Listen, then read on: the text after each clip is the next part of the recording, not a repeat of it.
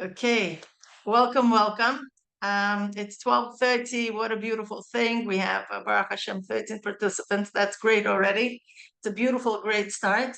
And um, as it's the middle of the day here in New York, and many of you are coming from across the ocean to the Zoom room, and it's already the evening.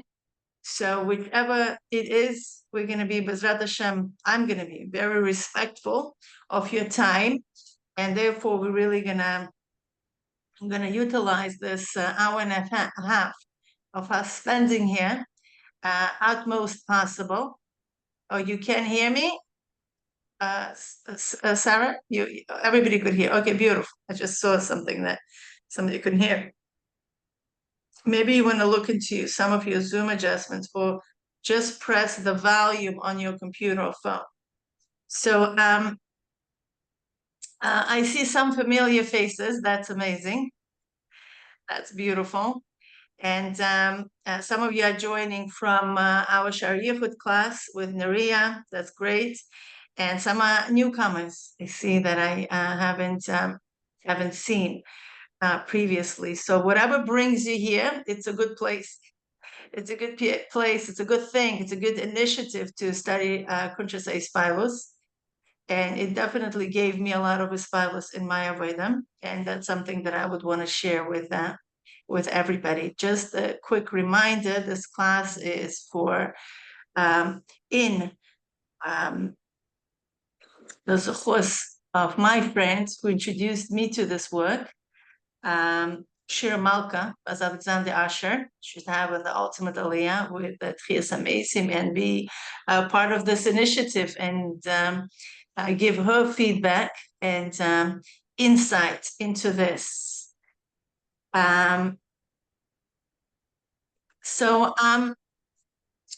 those who are coming and joining from our Sharia class know that in Tavshin Beis, the Rebbe on Pesmar Cheshvan, the Rebbe gave a beautiful sikha where the Rebbe explained that in Parshas Lech Lecha, there was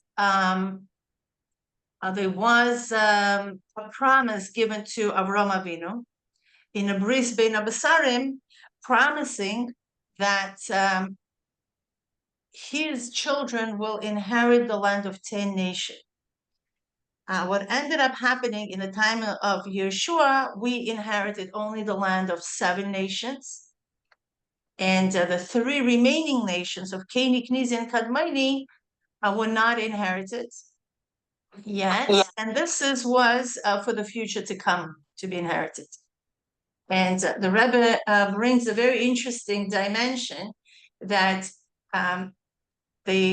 the inheritance of the 7 nations corresponds to avodas amides, which working on our emotional attributes, and the work of avodas hamoichin is working on our minds, on our intellect, and that is reserved for the future to come, which is Yimos HaMashiach. Then the Rebbe says that now it's the time to really transition to this new avodah, which is avodas hamoichin. And the reason why we should be transitioning to this avodah is because we want to expand the borders of Eretz Yisrael. And amazingly, the borders of Eretz Yisrael, the way it is now, are much, much smaller than what it should be. And I shared in an article that I posted on CL Live about this course, a beautiful map based on the prophecy that was given to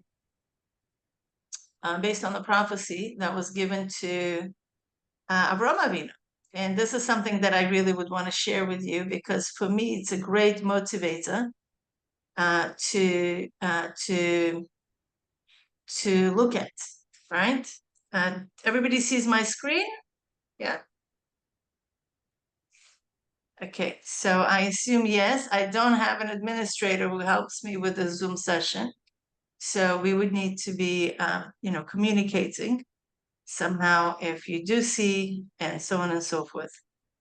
Okay, so here we go. I turned on my annotation. So this is the gvulis, right? These are the borders of Eretz Israel. The way it was given by Brisbane Abasarim. So one of this, it's Nahar Pras, as you can see over here. This is the Euphrates River from the beginning, that it originates in Yamagadol, and goes all the way to Yamakadmoini, right? Which is a Mifratz Parsi. And this is Persian Canal. And all this is the borders of Eretz Israel, okay, according to this prophecy. Then there's another point, which is right Nahar Mitzray, right here. Okay, so all this, meaning from the top point all the way till Nilus, okay, all this Midbar Sinai is included, and then you just draw a straight line all the way to Yamakadmaini, and this are the borders, these are the biblical borders of Eretz Israel. And we have just a fraction of it currently. In this map right here, I'm just gonna, make it a little bit bigger. I did this map based on the borders that are discussed in Torah. However, I included this based on the modern world map right here. And as you could see, Eretz Israel is just this little purple thing right here. Okay. And the rest is beautiful. So the Gaza Strip, the Sinai Desert, we have the whole Lebanon is included. Big chunk of Syria, Jordan, pretty much, Iraq, and Kuwait, and Saudi Arabia. This is this, green thing. So all this is a beautiful piece of land. And me and my dear Chavros and Naria felt that as we see a huge struggle of Eretz Israel, just to have sovereignty over its current borders, the whole struggle, we felt that maybe it's time to really take the Rebbe's initiative seriously and really make an effort to do Avodah Samoichin. Does this Avodah Samoichin really make sense al pi seichel? How us studying and expanding our consciousness and awareness of Hashem is really gonna influence the security and expansion of borders in Eretz Israel? I truly have no idea how. What was the Rebbe's plan to do it? Or how exactly is going to manifest in reality? We have no idea. We really don't. But the Rebbe promises in that Sikha that it's going to be done b'darkei shalom. It's going to be in a peaceful manner, meaning these nations somehow going to agree to give these portions that we are just seeing in front of our eyes to Bnei Israel. And that's just how it's going to happen. Now, exactly the details in what would be the circumstances and so on and so forth, that's beyond our comprehension. At the same time, as our group have been engaged in this little Avodah Samoichin initiative that we had with Neriam of meeting every single Sunday and studying the Mittel Rebbe's Shari Yichud, we saw very interesting things happening in the world where we saw a whole mahapecha, right? A whole thing that happened with Syria and with Assad regime, right? That was like very, very positive overnight situation that happened where everybody was taken back. Nobody's anticipated it happening so fast. And, but it happened. So that gave us a little chizuk in actually looking forward to at least al pi seichel, we could understand that things could take place in this world in so quote miracles that are enclosed in Derech HaTeva, and something that nobody thought of would happen to the Syrian regime. But nevertheless, it did take place, and we're eager to see even more of that happening, to such an extent that not only is it going to be done in such a way, but it's also going to be completely given over to Eretz Israel for full control, and that's where the land of Keni, Knizi, and Kadmoni dwells, which is Moab, Ammon, and Edom. These are the three remaining nations that we need to conquer. And the Rebbe says that Taka, this is represented by our moichin. So when we expand our mind, when we expand our consciousness and our awareness of Hashem, which is primarily done with our mind, that's definitely, Rebbe says, will reflect on our emotional attributes as well. So we should not be worried what will happen to Amides by us engaging in Avodas HaMoichin. And Rebbe says, how do you engage in Avodas HaMoichin? Now that we know that this is the Avodah that we should be participating at, what exactly we need to do? What is Avodas HaMoichin? Because, to be honest, when we study Chassidus, and Chassidus was revealed from times of the Baal Shem Tov, the Mezritch Magid, and Alter Rebbe, haven't we been doing Avodas HaMoichin all this time by learning Chassidus? It's not new. But the Rebbe says that Avodas HaMoichin, it's something very specific. Avodas HaMoichin is when we engage in deep study of Chassidus without trying to force a bechei, without trying to force a conclusion, just for the sake of knowing God. That's it. So what will happen is when a person engages in this type of Avodas HaMoichin, this is the Avodas HaMoichin that will be actually taking place in when the full revelation of Mashiach will take place, with the second stage, not only Yemoisa Mashiach, but also Tchias HaMesim. And as Rambam says, the Rebbe concludes with that, as Rambam says, Hashem, right? Like the knowledge of God is going to be so vast and so accessible to everybody, like the water covers the ocean bed. And this is what we're anticipating. So we can only anticipate just by watching the events in the world, or we could be active participants of actually taking achrayus and engaging in the work of the Geula, which is Avodas HaMoichin. Rebbe says it's very straightforward in the Sikha. And we could already prepare ourselves, prepare our vessels of experiencing Hashem in such a beautiful and expansive way. And this is what this initiative is all about. And now, besides Yichud class that we have every Sunday, especially with discussions that we've been having all along on our Shar Yichud class, I felt that it might be a good idea to start Kuntres Hahispaalus. And many of you have asked me to organize a class like this. And I felt like, okay, let's begin. And here we are. And I'm very, very happy to see you guys here. And for all those who couldn't join and would be joining B'ezrat Hashem by listening to the recordings.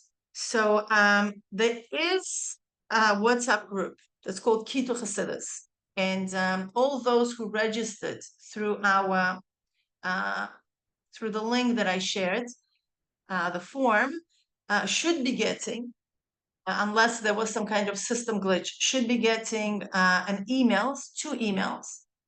One is confirming your registration, and the second one with two important links. One is the link to our current Zoom that if you find yourself here, you probably have the correct Zoom. So please save that Zoom link. We're going to be using that Zoom link all the time. That's number one. Number two, you also received an invitation to our WhatsApp group. So you don't have to join to participate in this class. This is a free class. You're not mechuyev by any way to do anything. You may participate in the Zoom, in the WhatsApp discussions or not. But from my experience, energetically, it's a beautiful thing to join You're gonna be together with our Sha'ar Yichud class participants. It's going to be one WhatsApp group. It's amazing to socialize there, discuss things that you learned. If you have any questions, you could ask there. Me and Nari are there. And please, that would be a good initiative.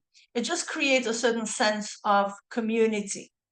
When I was exposed to this work, sharing my concerns, sharing my questions, sharing my insights with few other women really gave me a tremendous amount of support in order for me to continue growing in study of Mittel Rebbe, because there isn't that many people who really go deeply into it. So for me, it was a valuable resource. And therefore, when we were creating our group, I felt that it would be an amazing thing for people, for women to join and speak up their mind. A lot of times what happens is that what we learn here may trigger something that you already heard somewhere else. So would be an amazing thing if you could share that. Say, hey, I learned it in this mimer, in that sikha. That gives a tremendous chizuk to everybody else. But again, this is only pertaining to this course, this discussion, and whatever insight we might be having pertaining to that. There is also a drive folder that I shared. And I'll share here how the drive folder view is. It's also in the group description, in the groups that I referred before. And just going to share my screen with you of how the drive folder looks on the inside. So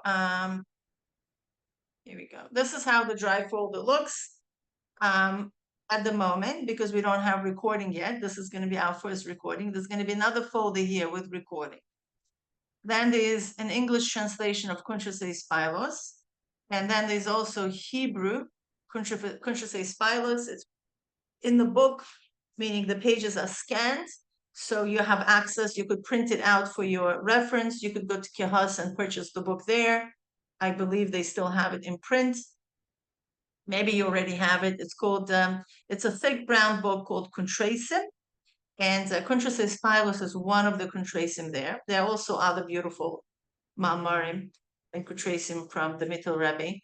And Kuntres Hahispaalus is one of them. So you could purchase that. I have hard copy myself. And I also use the scan copy if I need to have a quick access and I don't feel like schlepping a whole book with me. And yeah, anyway, so this is the English translation. Now, pertaining to English translation, this English translation is only of the Mittel Rebbe. It's only the Kuntres of the Mittel Rebbe. It does not have the Biurim of Rabbi Hillel. And I know a lot of times people ask why we need to have Biurim of Rabbi Hillel. So I'm going to open the Hebrew version of the text just to show you. In the beginning, you'll have this whole introduction of the Mittel Rebbe on this work of Kuntres Hahispaalus. It's very good to read it, and I believe they included it, the translators included it in English translation as well. It is a beautiful thing to read, to go over, to see what are the objectives of the Mittel Rebbe, why Mittel Rebbe even engages in this work to begin with.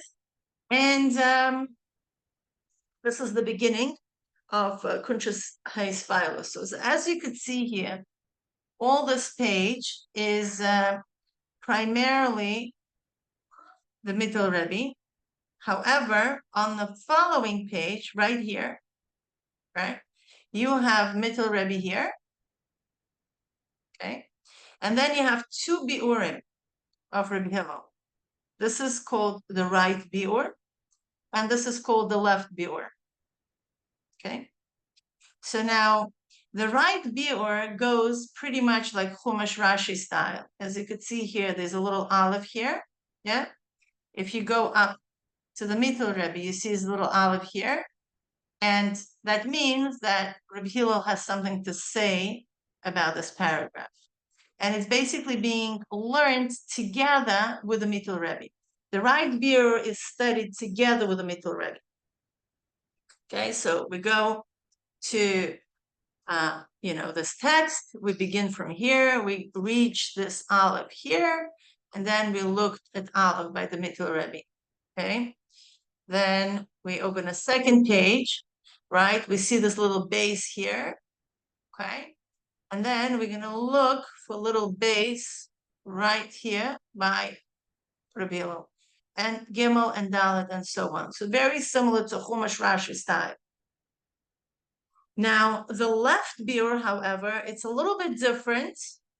This left beer is a little bit different. This left beer is primarily written like an essay.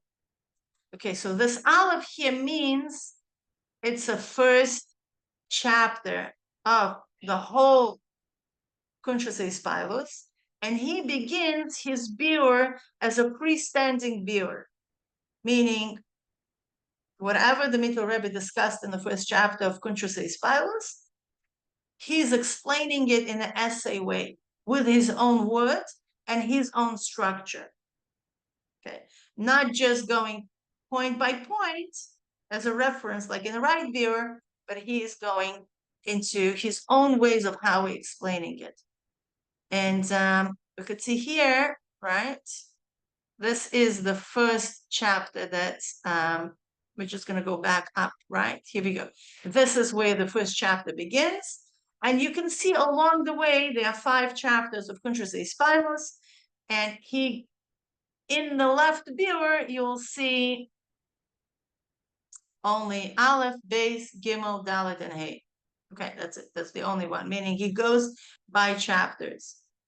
So when I was thinking as to how to introduce Kuntres Hahispaalus, I really felt that I would want to introduce it the way I learned it myself, which my teacher first went over and introduced the left viewer.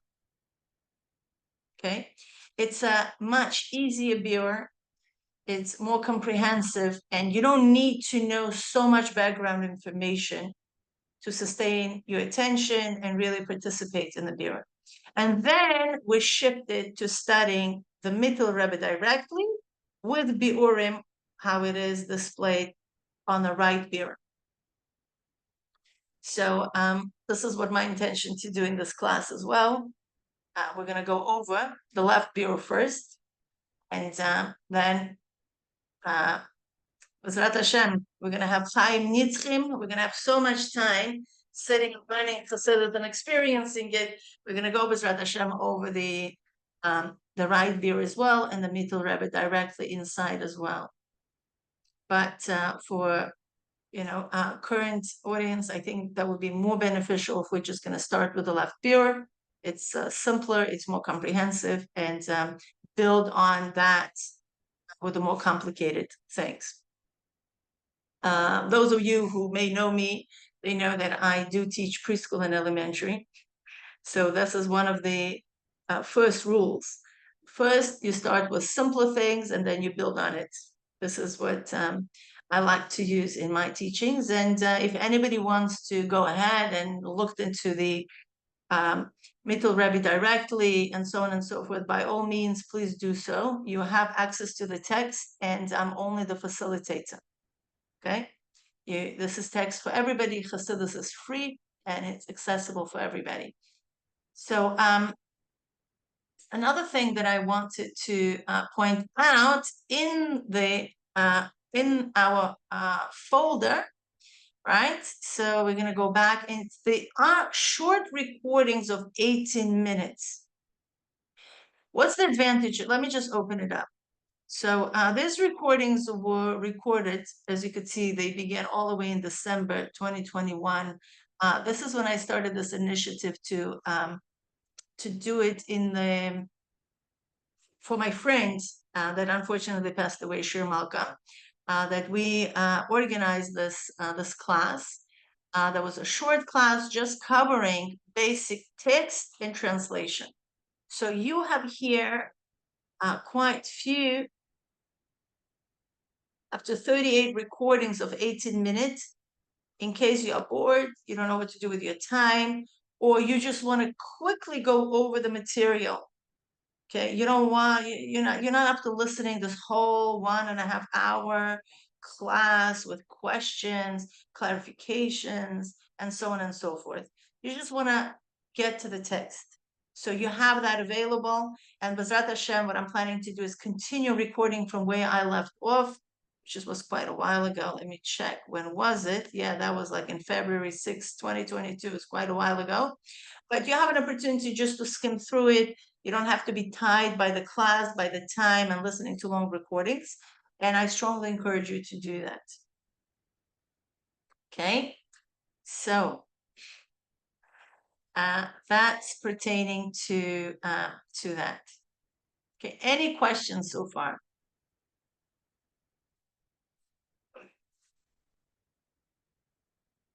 No? Anybody has any questions? I mean, I've been talking for almost half an hour. There was a woman who put in the chat that she's looking for the link to that Google Drive. Oh yeah? Okay. So where she just B'ezrat Hashem, like right now we don't need to have that. Yeah, she found it. It's okay. Oh, she found it. Okay, beautiful. Yeah, it's in the Kitu Hasidus work WhatsApp group, and it's in a group description. So you definitely could, whoever needs, they have access, and they could look it up there. Okay, so this way you just have it easy access to. Okay. Okay, amazing, Sarah. Thank you so much for sharing that. That's good. Okay. Beautiful. So I just want to give you a little history as to how Kuntres Hahispaalus was created to begin with. Right? What is it? Like, why is the Mitzvah Rebbe spending his precious time going over all these details about what is a true Hahispaalus? What is Hahispaalus, by the way? Like, what this word? It started Hispaalut, right? It comes from the word Pa'ula, right? Meaning it's not just an emotional arousal, it also could be a mental arousal, okay? Because we know from Sha'ar Yichud class that there are emotions in a seichel as well. And hit pa'alut, it's a pa'ula. It's an action. It's something is actually taking place in my brain and in my heart, meaning there is a motion there. Pa'ula, it's like a motion. It's Meaning like a something- process. It's a process. Beautiful. Yes. It's like a process that is happening in my keli, which we mainly operate with two very important organs that actually all our life is depends on it. Our life force is our brain and our heart. And this engagement with Chassidus, especially on the level that we're going to be undertaking, and especially on the level that has been activated in our Sha'ar Yichud class, definitely will create a pa'ula, definitely will create emotion. And now, how do we know that what we are experiencing at this given moment is I would say would create the activity. Activity? Beautiful. So that activity, whatever that is something that is good and we should do more of it, or that's something that we should stay away. So we are talking about very fine matters here. okay? Because we are talking about something that we cannot touch, we cannot smell, we can only experience. What do I mean by it? When we are talking about halacha, for example, if a little bit of milk spilled in my chicken soup, it's something very concrete. For this reason, it's very easy to operate with halacha. Although there's a lot of contemplation, there's a lot of pilpulim and iyun in order to bring down a psagdin. But nevertheless, we are talking with matters that we can touch, we can hear, and this is something that we see on a daily basis. Now, when we are talking about godly knowledge, when we are talking about us relating to godly knowledge, a lot of times there's a lot of gray area. We don't even know what are we experiencing, right? And in order to make sure that whatever we are experiencing are coming from the right source, is it channeled correctly? It's very, very important to really know, have some definitions, and have some clarity as to what is going on with us. Because a lot of times, as you will see in the introduction that Mito Rebbe gives, we can come and to such wrong conclusions, mina katse le katse, from one extreme to the next, that when the darkness is called light and the light is called darkness. And one of the mashalim that I like to give is the mashal of a pilot, right? We all know this is very, very famous phenomena that when pilot is flying, especially we're talking about the war pilots, the army pilots, when they're flying over an ocean, or they're flying over, I don't know, some dark place in the dark areas, in the middle of the night, where the visibility is not clear, they could get very confused to such an extent that they could lose their life simply because the pushing, the senses get so distorted by all the ups and downs and maneuvers that they cannot be relied upon. What does it mean? That they may not know, that they might lose the sense of direction. They might think that they're upside down, but they're actually not upside down, or they may be upside down, then they might feel that they're not upside down, and really drive only based on the senses is very, very dangerous. And for that reason, they have all the monitors that tells them what the reality is. And that reality is more accurate than their own senses. So I took it as a mashal to sometimes our reality, where we are so off, that we are so confused, that we lose touch with the true reality, and sometimes we have no idea where are we going. Are we going in the right direction? Are we going in exactly opposite direction from where we want to land? And for this reason, I find Kuntres Hahispaalus extremely clarifying. It's really worthwhile spending the time and really understanding all this navigation and navigating and understanding, what am I experiencing right here, right now? What is my Hahispaalus? Is it coming from the right place? Does it really help me to land where I want to land? Or this is something foreign, as often Rebbe calls it esh zara, right? It's a foreign fire that I should not be experiencing. This is something that not good, it's not kosher. Okay, and that I should stay away from it. And the Rebbe says that even big chassidim a lot of times get confused with that. You know, what is the right Hahispaalus, what is not the right Hahispaalus? And that's what I really find it very, very beneficial. Another thing which is very, very beneficial is that when we engaged in Hisbonenus process in Elokus, we're also going to expand our consciousness. And this is an amazing work where you could actually see how you move from one level to the next, just by how you have been experiencing the world before. And I will strongly encourage you to journal. If you haven't been journaling, please continue journaling. One of the benefits of journaling, besides just putting your feelings out there on a paper or whatever other media you use, it's actually see your progress. That when you read in 2-3 months from now what you wrote back then, you can see, hey, I no longer think that way. I no longer perceive reality that way. Because when we engage in godliness, our whole mental tools, our whole mental setup of how we perceive and our awareness of the world changes. And because we change unintentionally, when we engage with our mind to learn about Elokus, we're automatically going to shift our consciousness, whether we want it or not. And it's what Rebbe means engaging in Avodas HaMoichin, to be consciously thinking of not getting angry. I don't have to be consciously thinking of how I should be more compassionate, because this is what Avodas HaMidos is, right?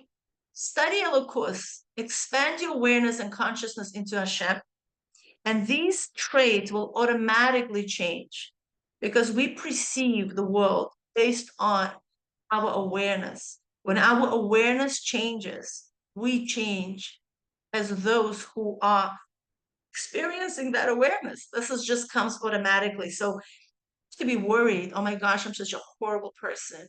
Oh my gosh, I didn't give that tzedakah where I could have been giving it. We don't have to walk around knocking ourselves. That's an ingolus. In Geula, when we see negative traits in us, we start realizing that Hashem is not revealed in that part of our being yet. So how do I change? I change through consciously directing my attention to expand my consciousness and awareness of Hashem, and these things automatically fall off because truly they don't belong to us. We shouldn't be identifying ourselves with parts of ourselves that are not our essence. Okay, our character and our personality is not defined by our essence. Our essence is far beyond that. And a lot of times, based on our experiences, based on how we are born, based on what our parents were thinking about it, we had come to this world wearing levushim, okay, wearing certain garments that have nothing to do with our essence. Okay, so our work is to uncover those levushim and discover our true essence. Mila, I'd like to add that it's not, we are also kind of like transistors. Some of us are more sensitive, others are not as, but we pick up energy from around us all the time.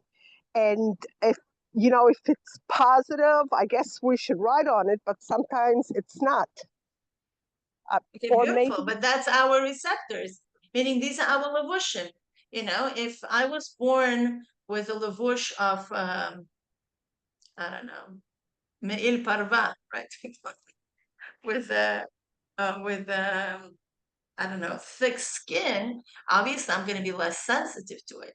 Some of us are born with very thin levushim, and that's why, we pick up on different things. But regardless to that, wouldn't it be an amazing thing for us to have a navigating system to consciously sense and consciously discern what is a positive energy and what is a negative energy, where it's coming from the right place and where it's coming from the wrong place? And moreover, am I designed to feel all energy? Maybe some energy is not for me to even be engaged in. So how can I guard myself away from other people's mishugas, right? And that's, by the way, you reminded me, is a line in Shari Yichud.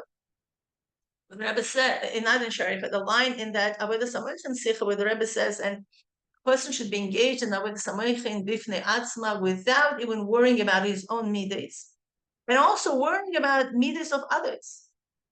This is also part of Avodas HaMoichin. I don't think we should be engaged in worrying what are we getting the negative energies from others. I think we just need to have clarity, what is mine and what is not mine. And what is mine bringing into my domain and working with it, because it's only for me to elevate. And what is not mine, I don't have a chrayas over it. And moreover, I cannot elevate something that doesn't belong to me, which is in my chelik. But what we could do a Yosef Kara effect. What's Yosef Kara effect? This is a famous story. I'm sure you heard it from many different speakers and teachers.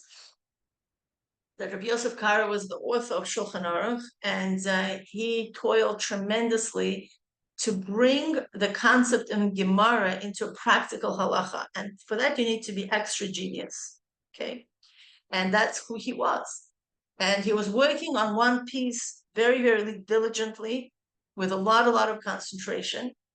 And it was a very difficult piece for him. He had to fast for many days and, really invest in it. And finally, it was given to him. He was very delighted. So he stepped out and he was walking down. And now I don't know the details because I heard it in two different ways. Anyhow, he heard two people in Beis Medrash conversing over the same difficulty that he was dealing with. And he felt delighted. It was like, oh, let me see, let me hear. What conclusions they're gonna come into? They didn't even stop. They just continued, and they, came to the exact same conclusion. And he felt very taken back. He felt that there was something wrong with him. He knew his capabilities. He knew his talents. So he was worried. It's like, what's going on with me? I mean, they had simple people sitting and learning in the Beis Medrash, and they're getting it without even stopping. I had to work so hard to get it. I had to work so hard to perceive this concept. There must be something very wrong with me. So from his humility, he realized that there was something wrong. So he asked his Magid, which was a spiritual malach type of entity that used to reveal himself to Yosef Karo and learn with him and reveal with him secrets of Torah. He asked this entity, is like, what's wrong? And this entity actually revealed him that no, there was nothing wrong with Yosef Karo. He was actually good. He was the first one who opened the channel for that knowledge to be revealed. And now, since it had opened that channel, it was accessible to everybody. So what does it teach us? How we can really influence others is by influencing ourselves. When we, as collectively, and also as yochid, as an individual, right, work on whatever else we need to work, expand our awareness and consciousness in Hashem in whatever area we need to, that automatically will affect others. This will affect our aura, right? We all know that when tzaddikim would come to a city, the whole city will be elevated to a different plane.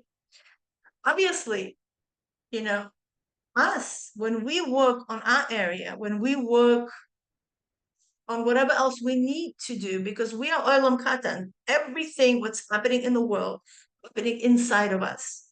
So when we elevate our consciousness and our awareness, that by default automatically will have a positive and transformative effect beyond our bodies. Okay, and we all know these people that, we come to them and we are elevated because they are on a different plane. Okay, so why don't we reverse it? Why aren't we become that person around whom people can't think bad thoughts, around whom people can't act in a certain way?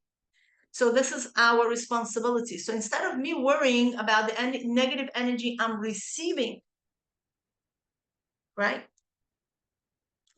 Why am I not worried about projecting positive energy outwards? So there's no room for that negative energy to exist. Okay, and the phenomena we see in the world of nature, we see the eagle and a crow, a very interesting relationship that somebody brought it up many years ago, and I kind of keep it as a very important card in my pocket. Okay, what is it? Crows, by nature, for some unknown reason, they kind of, have a thing with eagles. So what they do, they actually like jump on the back of an eagle, okay? And they feel that sense of control, I guess. And the eagle cannot really do anything. What an eagle could do with somebody on its back, his beak doesn't reach all the way to the back. And no matter what they do, the way they maneuver, the crow, with its claws, attaches itself all the way on the back of an eagle. So what eagle is left to do? So you know what eagle actually does? And you could read it in nature books. There's many research done on this. It just starts flying all the way up. All the way up. Because eagle are known to be flying on a very, very high amplitude where there's almost no air. Hashem designed them to be like that. That's why they could go very, very high. Now, the eagle goes all the way high. Now, crows are not made, okay, to live on such high amplitude. So what they do, they need to breathe. They need more oxygen than eagles do. They just fall off. So eagle is not engaging in a fight with crows that literally sits on his back. What eagle is doing, eagle is going all the way high up and creates an environment where crows cannot exist. And the crows just fall off. They mind their own business. Now, I took it as a mashal in our Avodah. So instead of engaging ourselves with negativity, elevate yourself to such vibration that negativity cannot exist. There is no klipa. And we will see that in Kuntres Hahispaalus, that's exactly where you see all the levels. There are levels where klipa doesn't exist. And we as Yidden have only access to this consciousness, to this awareness, because we have something that no other creation has. It's Chelek Elokam Imal. And Chelek Elokam Imal of what? Have we ever wondered? Like, we are Chelek Elokam. Mimal mamash. What is mimal? Mimal hishtalshulis. Right? It's the just there's a missing word there, and the Mitzvah explains it that it's above hishtalshulis, meaning there is chain of worlds that's coming down every single moment as a creation, and we know the creation is sustained every single moment, otherwise everything will just go into nothingness. And Hashem consciously creates the world every single moment, and that's why me and you and the whole Zoom room is here, right now. But at the same time, we have a part of us that's in us that's higher than that creation. That's what it is, Chelek Elokam Mimal. So that Mimal is Mimal Lehishtalshulos. And that's constant. It never goes into any form of, there's no obstacle that could prevent that form of awareness from being revealed. The only reason why it's not revealed is because there's no vessel in us yet that could sustain that light, but it's here. So whenever we engage with Hashem on that level, on the level of essence to essence, there's absolutely no obstacle that could prevent, and that's what the Rebbe says is revealed when we say Maida'ani. Right? Actually, we say Maida'ani. We're able to say Maida'ani with our tumadik hands simply because of that level. That for that level, there's no tuma, there's no tara, there's no avera, there's absolutely nothing that could prevent a yid from connecting to Hashem on such a deep level. And that's a beautifully nice, beautiful cloud, right? But you might be like, okay, how do I get there, right? What do I do? What happens? For me, I think the first stage is actually knowing, is an awareness, is knowing that such level exists. And then Kuntres Hahispaalus provides this gorgeous framework, this gorgeous system, clarity, knowledge, right? That gives you this whole Seder Hishtalshulos, so you know what are you above, right? Because we can, why do we need the structure of the worlds? It was recently on Hayom Yom. So we know that the worlds actually do not conceal Hashem. And how essence is Hashem is how it is in the higher worlds, how it is here in the most lowest world that we find ourselves at the moment. So, okay, any questions as to the goals of this class and how it's going to do? Again, it's a text-based class, means we're going to be working with text. Now, I was told previously that why don't I just read whatever the Sikha, the Maimer, or whatever it is, and just give it over. I hate doing that for a simple reason, because I realize that I'm a limited person and I'm not a tzaddik. Okay, so my perception of things are very, very limited. I could only share what I'm capable of discerning and understanding. It's not going to be fair for me to tell you what the Sikha is about without you actually reading what the Sikha is about. Well, we'll also do it for the sake of time. But the goal of this workshop is that you have a direct access with text. You draw your own conclusions. We may argue, or we may not argue. We may agree, whatever that might be. But I don't think you should be basing your Yiddishkeit and your relationship with Hashem on what Mila understands. Please don't do that. Okay? Mila, I was Yeah. wondering, did you cover the historical background why the Mittler Rebbe wrote this Kuntres, or you didn't? I want to know Not if I yet, missed not it. yet. Okay. No, you didn't miss it. I wanted to cover, and then whatever. I'll tell you what it is. It was dark time in Lubavitch, right? As always, a lot of times we look at what's happening in Lubavitch and like, oh, this would never happen if the Alter Rebbe would be here. No, a lot of things happen in Lubavitch, and they just happen. Why? Because we are human beings, right? That's just what it is. This is our nature. So what happened? A long story short, because I really want to have at least some time working with text. After the passing of the Alter Rebbe, there was a machlokes in Lubavitch. Who is going to be the next Rebbe?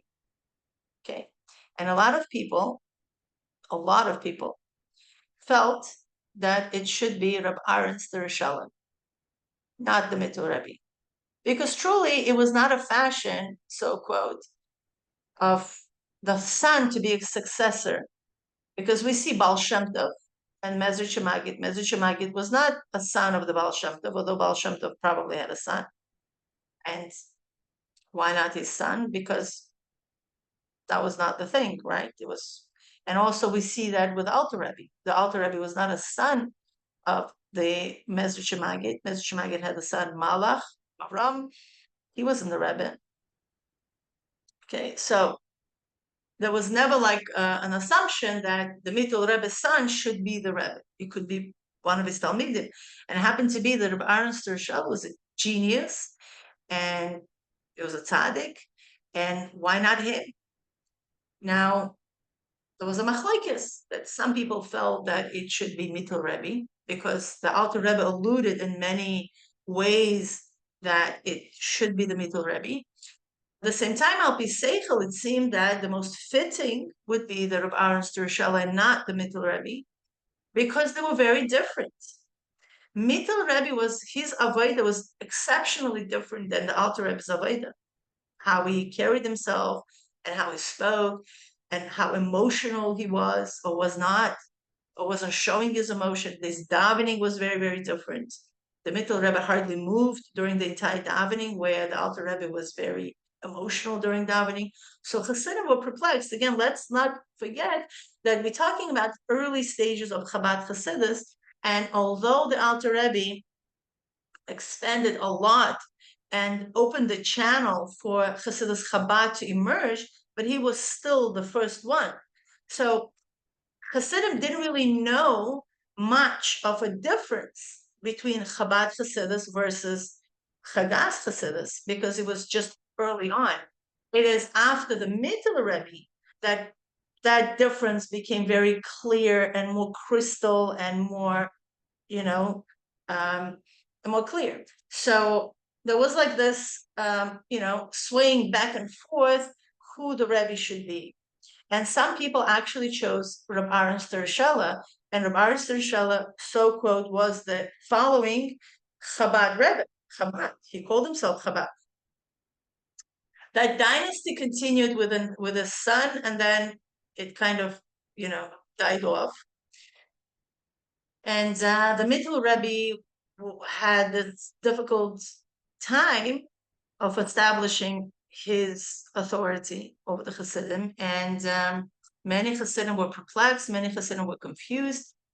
Some who chose the Middle Rebbe, it was such a strong machlekes that those who chose the Middle Rebbe wouldn't go to visit chasanas if Reb Aaron Sturshela would be there.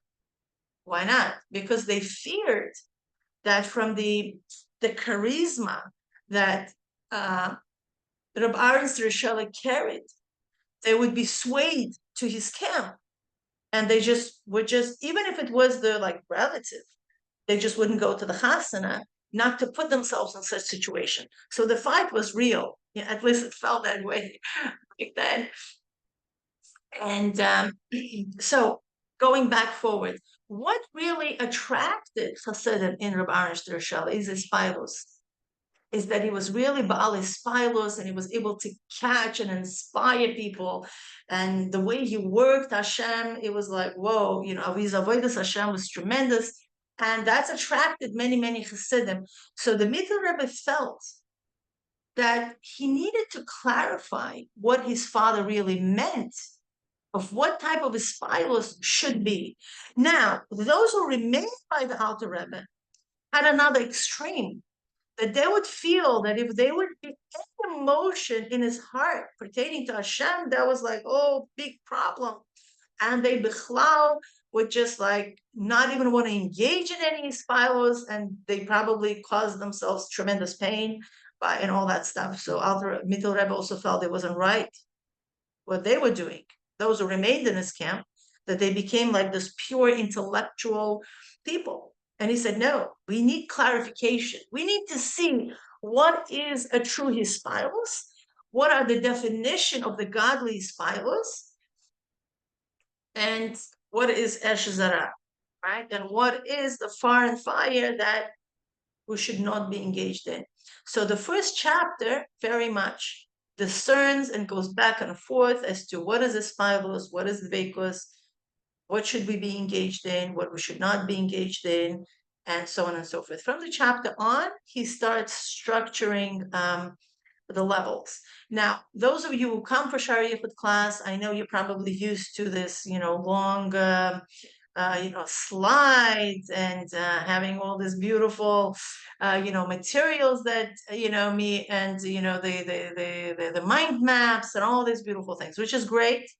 But again, the whole goal of this class is to answer all the Hahispaalus questions that we had. So the more we cover the ground, the better it is. If you guys have a hard time following, just mention it to me. I could, lower my speed. But again, we're not going into this harchava much. We want to discuss. We want to get what we want to get. We want to create that structure of the world and how our consciousness shifts from one level to the next. That I think is very, very essential for us to know for ourselves. Pretty much what it is. Again, because if we're going to be sitting on it and expanding, it will take us years to cover the whole thing. And I'm sure we're eager just, to get what we need. But again, by all means, if you have any questions, any clarifications, and so on and so forth, I think it's essential. It's essential that we, that you ask them, okay? Okay, ready to go? I just, Mila, can I add a little bit on the introduction? I just wanted to add one thing. Sure. The way the Alter Rebbe was very expressive when he davened, he was making sounds, he was moving around, and he was it was all a lot of external expressions. On the other hand, the Mittler Rebbe was more quiet, where everything was inside of him. There was no physical expression of what he felt inside. So, but the Shresher Rebbe was more like the Alter Rebbe, and the Mittler Rebbe was himself. So there was a question now when they have these two modalities, they were debating which is the correct one. So the Mittler Rebbe wanted to explain what it is that really you want to create in Itpalut, and that's why I think that's the reason he was writing this treatise. Sure, yeah, it's true. 100%, because he wanted to clarify. Right. Because there was also another extreme. Another Hasidim were just frozen. They felt like, oh, you know what? I have no clarity of what this Hahispaalus is good, what this Hahispaalus is not good. Let me not feel anything. And I think men are amazing at that, right? Just cut off the heart. And they're like, not feeling anything. I'm not going to get into trouble for feeling something that I shouldn't be feeling. Okay. So therefore, I'm just going to be serving Hashem with my mitzvahs and my mind, and that's it. And the heart is going to be for somebody else. It's for my wife. Yes, I don't have to deal with this. She's going to fulfill all the mitzvahs of Av, of a year, and whatever else we need to do. I'm just going to focus on my learning, focus on the performance of the mitzvahs, and my heart is out of the question, because heart truly is what, you know, I don't know what's going on there. You know, there's like, hey, is it this? Is it that? So he needed, Mittler Rebbe felt like, okay, let's write the Kuntres. Okay. Exactly. So, to explain.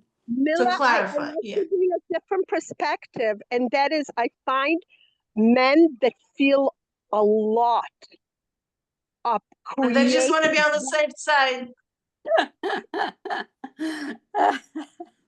No, 100%. They just want to be on the safe side. Not that they don't feel. They just feel like, okay, I'm not going to go through all this. You know, I don't have time. I don't have framework. I don't have clarity. This Sterishella guy is snatching Hasidim off. I want to be with the Mittler Rebbe. I don't want to do something is wrong. Let me just not feel. That's it. I'm on the safe side. And many men do that. They're just not going to it. That's it. Mila, I'm not. let me finish the idea.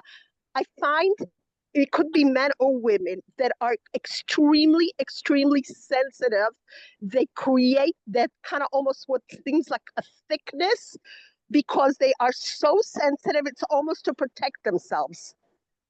Yeah. To not feel like not having to feel everything because it's hard and it's painful when they are feeling so much. Anyway, that's just my observation. No, for sure, 100%.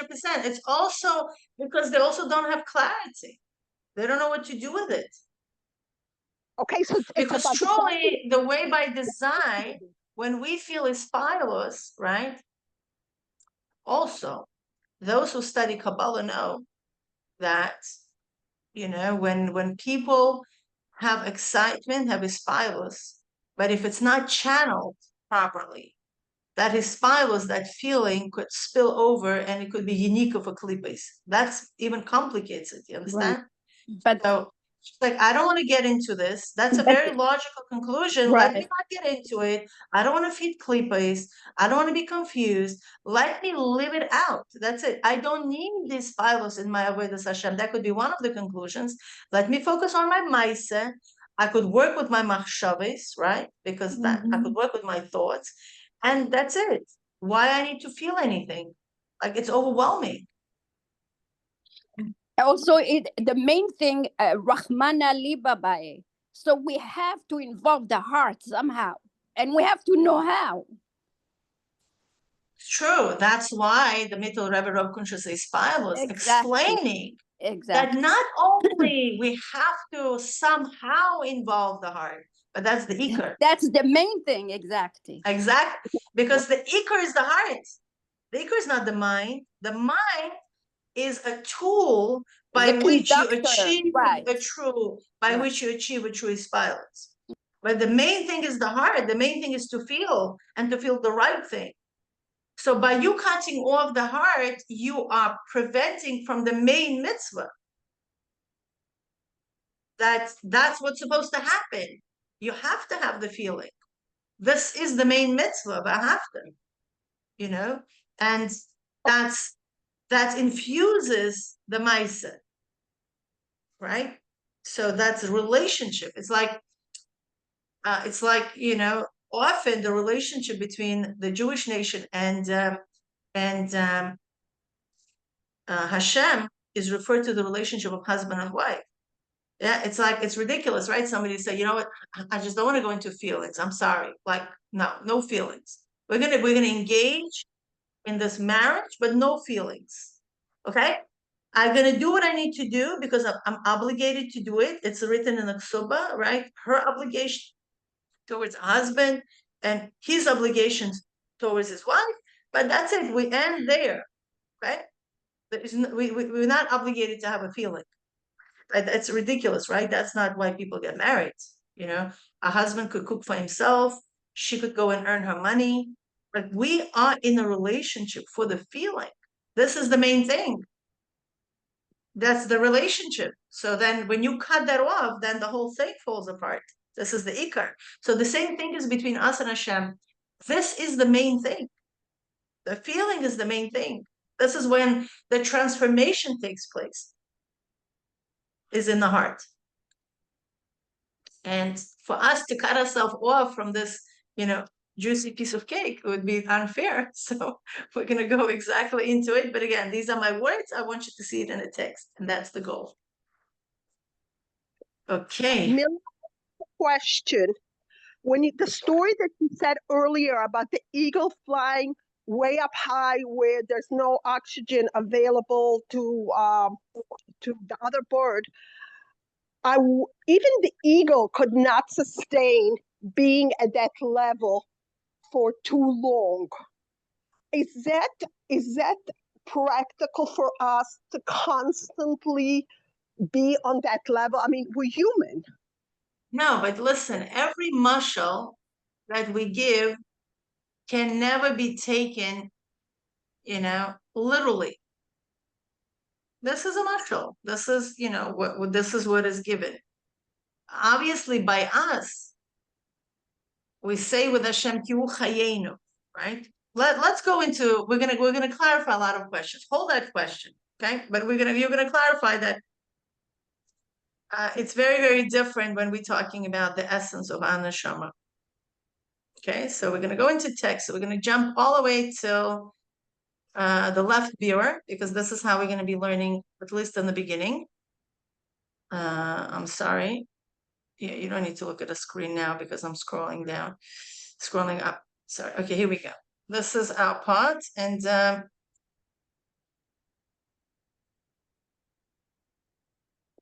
just going to press my annotation. Okay, and we are right here. Okay. Okay, so again, we're learning the Reb Hillel, and just going to add my 2 cents there. There are a lot of people, not a lot of people, there are some people who feel like, why are we learning Reb Hillel? Why don't we learn right away from the Mittel Rebbe, and so on and so forth. I know I answered that question in our Shar Yichud class, and I'll answer it now simply because when the Rebbe actually said the Avodas Hamoich and Sicha, clarified when he said the Mittel Rebbe, right? And he said, and for this reason, the work of the Mittel Rebbe is being lately published. So it was a directives of the Rebbe, directive of the Rebbe in Tafshin and Beis for Kehos, and those who are still around from Kehos could confirm that, and they've written about it, that the Rebbe said them directly to publish the Mittel Rebbe's work, to bring it from Ktav Rashi to Ksav Meruba, and moreover, there was never the work of a Chassid published with the Rebbe's work. Meaning, many Chassidim wrote their own biurim, and they were published in separate Sfarim, as it was with the Rebbe Hillel as well. Who instructed Kehos to publish Rabbi Hillel's work with the Mittel Rebbe's work? It was the Rebbe's idea. because no Chassidim would ever do such a thing. Okay, and it was the Rebbe's Hoira to publish Rabbi Hillel's Biurim like this, in this format, as we see now. It was the Rebbe's idea, and he instructed Kehos to do it. So I took it as a simon. Again, it's just my personal hergish. Is if the Rebbe instructs Kehos to publish the book in such fashion, it's very simple that the Rebbe wants us to study it like that. Okay, so I may be mistaken, but I don't know if anybody is capable of understanding the Mittel Rebbe just by learning the Mittel Rebbe. I think Rabbi Hillel adds a tremendous amount of wealth, a tremendous amount of background knowledge for us to make the understanding of the Mittel Rebbe much easier and much clearer. Because after all, we don't know a lot of expressions that are mentioned there, a lot of background knowledge that Mittel Rebbe expects us to know, and that's just what it is. Okay, we're going to go inside. And the Mittel Rebbe explains in detail the idea of Veshavot Elevavecha, right? And you should bring it to your heart. There's a pasuk, right? Veshavot Elevavecha, Ki Havai Yehovah Elokim, Ein Od Milvado, right? That's the one. This is the pasuk, right? So he brings just a part of the pasuk. Veshavot Elevavecha, V'u Inyan Hahispaalus. Because what do you mean you bring it into your heart? Obviously, the Rebbe wants us, the Hashem wants us to have the Hahispaalus. That's the conclusion. Okay, that this is the Hahispaalus, the excitement, the inspiration that a person has in his heart after he does his boinanus, after he contemplates, okay, Vadas Begdulus Hashem, and he invests his mind in knowing the greatness of Hashem. And on this it says Vayadata, right? So we're talking about two things. Vayadata Hayom Veshavot Elevavecha. So these two things, Vayadata Hayom is our investment in his boinanus. Veshavot Elevavecha is what comes to the heart after, as a result of these boinanus. First, these are the two things. Okay. V'oimer she'ikar kavanat admur hazaken, and the Mittel Rebbe explains that the main part, the kavana of the Alter Rebbe, okay, haya lahadrich leklolas Israel, it's to guide the people, the Jewish people, sheyeh ikar ispalusam hispalus chaye eloka v'lo ispalut chaye basar. That to guide the Yidden, that the main Hahispaalus should be Hitpalut, right? The Hahispaalus of Chaye Eloka, the godly life force, V'lo Hitpalut Chaye Basar, and should not be the guiding is of the flesh, right? The Hahispaalus of flesh. And now we don't know what he means, right? We're just remembering these two terminology, Hitpalut Chaye Eloka and Hitpalut Chaye Basar. What that means, we're going to discuss at length, but just keep that in your mind. Fresh, and that this is the difference between Oivde Hashem b'nishmasam le'Oivde Hashem b'gufam. And this is the difference between those who serve Hashem with a soul and those who serve the Hashem with the body. Again, we have no idea what that means, right? V'yivayer zeh v'hekdim l'hadia al pi v'atem dvekim b'Hashem. And the Mittel Rebbe explains this, meaning proceeds to explain this with what it says, "V'atem dvekim b'Hashem," and you are attached, meaning you have dvekus in Hashem. Chayim kulchem, you are all alive. So there is a pasuk like this that talks about that you are dvekim is in, I believe it's in Parshas Devarim, right? That you are attached. With your attachment to Hashem, you are called alive. Okay? V'ksiv la'ava esavai elokecha. At the same time, it's also written that you should love your God, Hashem, your God.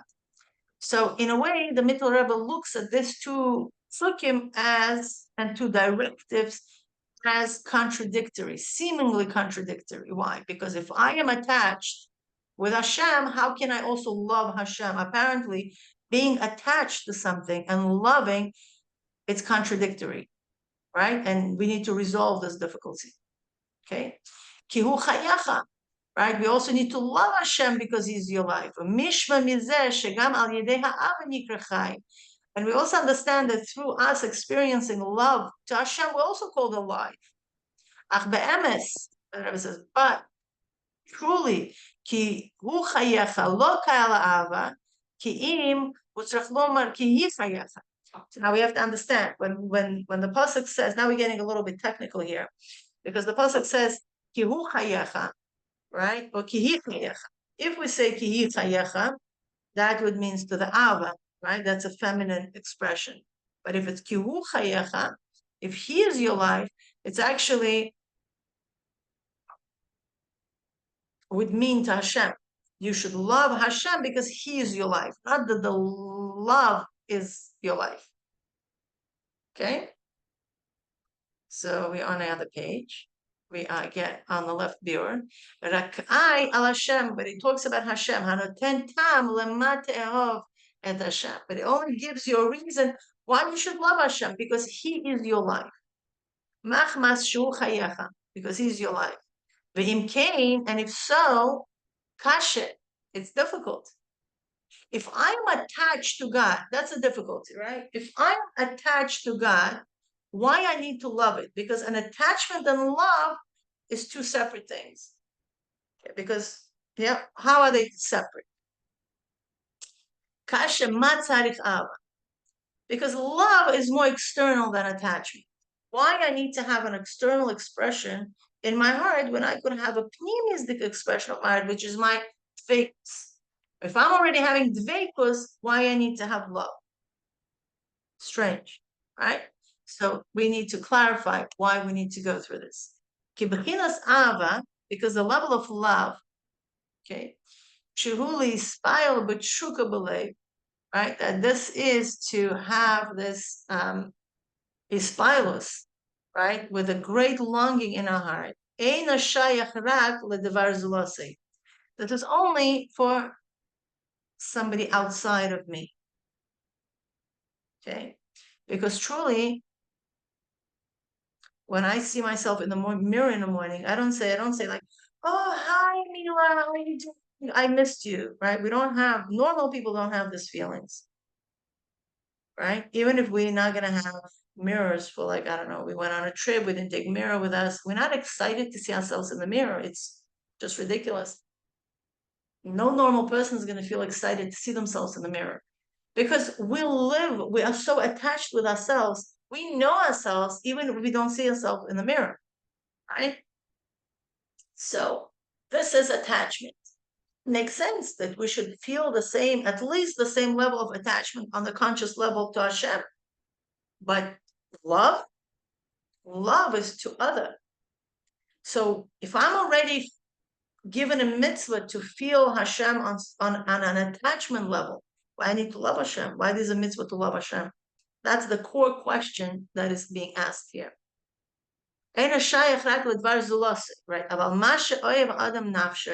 But what a person is really loving himself, chayav, his life force. We can't really call it love. Because when the way I relate to myself, right, and the pasuk alludes to it, I'm not excited about myself. Maybe I'm excited about my achievements. That's probably, the next level.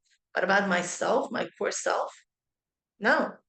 Rak b'shem ha'hiskashrus, but only hiskashrus. It's a connection, yitachem likrasei, we should be calling it, not ava. But im kain, but if so, kivan sheHashem hu chayecha, because Hashem is your life force, mamash, lo yitachen ba'ava. We cannot say that, like, we should be loving Him. Raka hiskashrus, only hiskashrus, dveikus, hiskashrus. Yes, makes sense. But ava? Lama amar la'ava savai. Why does it say to love Hashem? So this is the question number one that we're going to be kind of answering throughout the whole Kuntres. And this is one of the main questions, right? If we are supposed to have an attachment to God, which is the dvekus, why we need to have Ava also? Can I have a question? Can I ask a question? Sure. Yeah. So if we go back to the previous page, right? So it says, משמע שבלתי הדבקות אינו נקרא חי כלל. Okay, so that is, I understand that. אתם הדבקים בהשם, כולי חיים כולכם היום, without the דבקות, one is not called חי. Fine. Okay, but then he says another thing, וכתיב להבה את השם אלוקיך כי הוא חייך, ומשמע מזה שגם על ידי אהבה נקרא חי. How is it that להבה את השם אלוקיך כי הוא חייך, from this you understand that through אהבה one is called חי? I don't understand that sentence. But then he doesn't, because then remember he answered the question, because truly it's not ki hi chayecha, ki hu chayecha, right? Because Hashem is your life force, therefore you should love him. Later on he answered. It's You not would be that right if you would be saying ki hi chayecha. chayecha. It would be true, your question, because then he corrects it. It would be true that also through love you feel alive, right? It would be true if it would be ki hi chayech.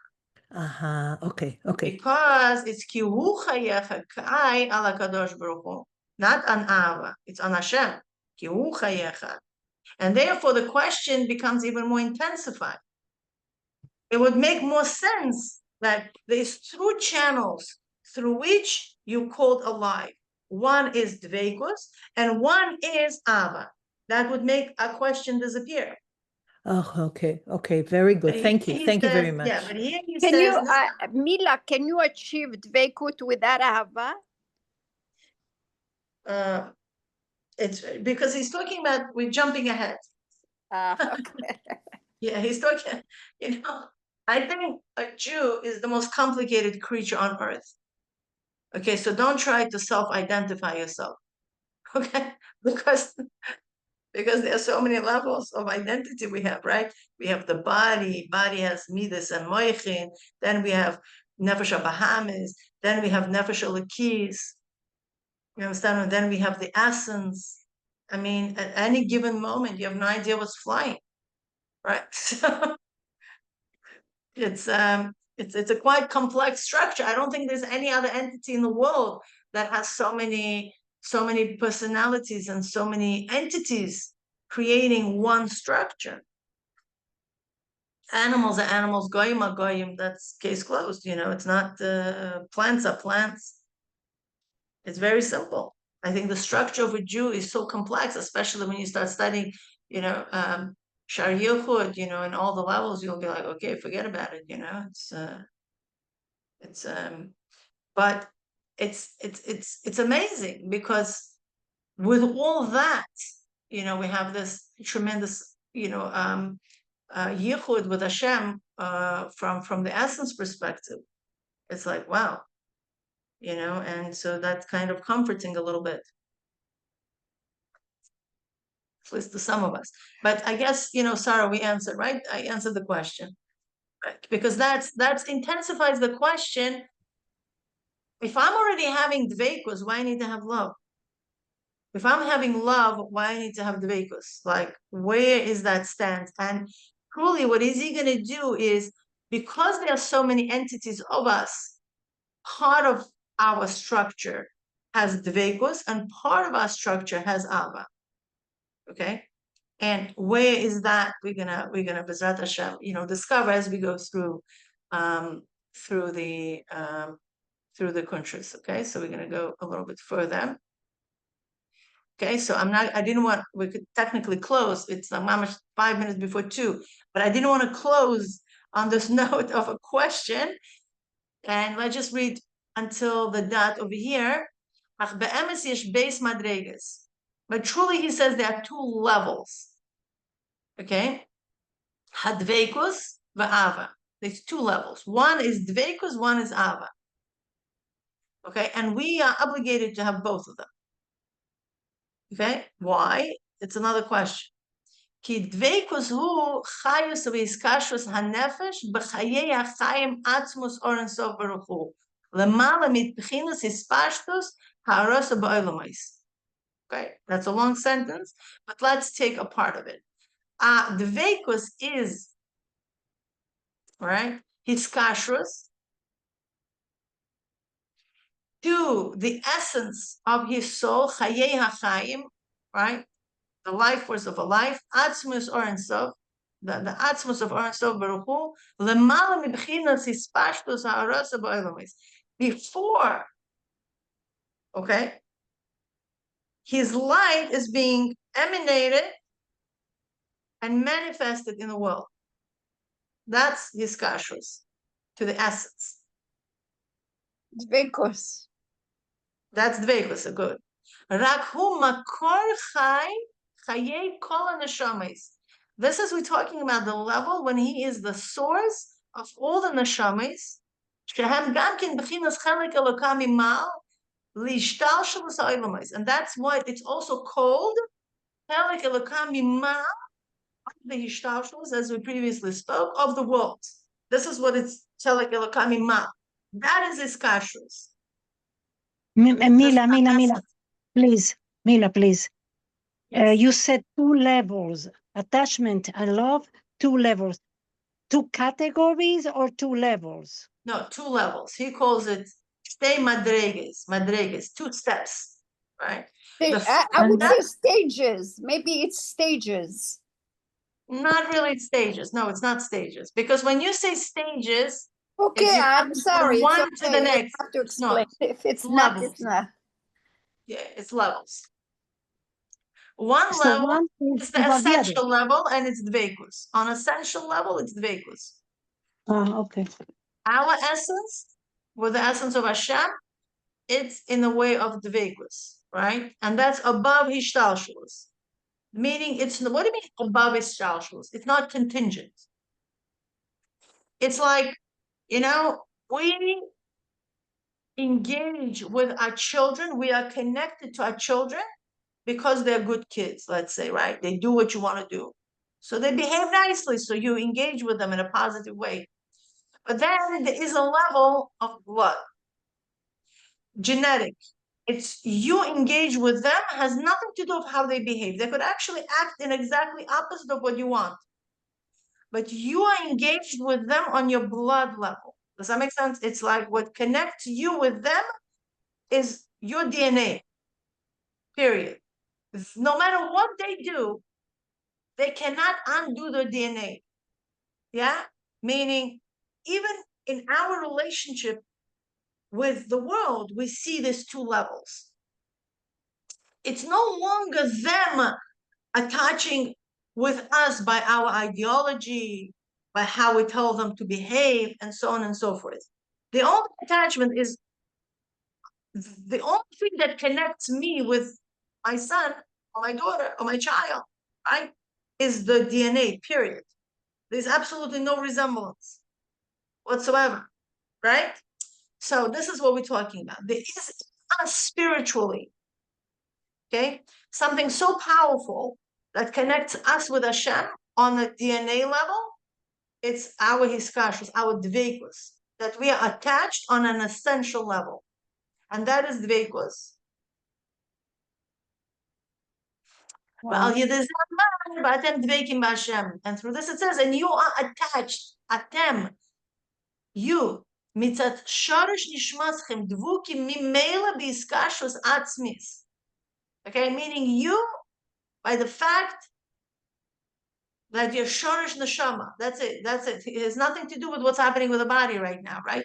Dvukim mimela. You are attached automatically. You don't need to do anything. Well, does my son need to do anything with his DNA? No. He didn't even choose. It's a de facto. That's just what it is. It's a biological connection. Exactly. Exactly.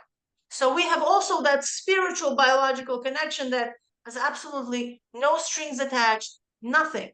It's a fact, and you cannot undo it. Nothing. What a child can do to undo the fact that he is connected to his parents on DNA level. And ולא בבחינת Hahispaalus לפרקים. כמו אדם שהוא מקושר לחיי נפשו שהוא תמידי. Right? And it's a constant thing, the same way how a person is attached to his own life. That's just what it is. Chai nafsho, that's just what it is. It's not Hahispaalus. A person is not excited about it. Right? It's an attachment. It's a dveikus. It's a very subtle. That's what we call it. That's the word. It's very subtle. Okay? That's it. We're gonna leave here. So we're gonna respect each other's time. It's 2 p.m. by us in New York here. Baruch Hashem. Now, this is available in the drive. If you don't have a drive, you could PM me. I'll share my drive with you. But again, thank you so much for joining me. I know it's the middle of the day. It feels like mincha. The middle of the day, dropping everything and just connecting. Thank you, And, Mila. You're amazing. Thank you so much. It's amazing. It's really great. Thank you. Thank beautiful. you. So connect. Thank you very Connect much. on that iskashrus level, on this awareness that no matter what you've done nothing. The same way how no matter what our children do, they always will carry our DNA. The same way, no matter what we do, we carry Hashem's DNA. So let's connect on that thought for this week. And B'ezrat Hashem, I'll see you next week, same time. All the Any best. questions, please post in the group. Love you all. Take Take care. care. Sure. Bye-bye. Bye. Thank you. Wow.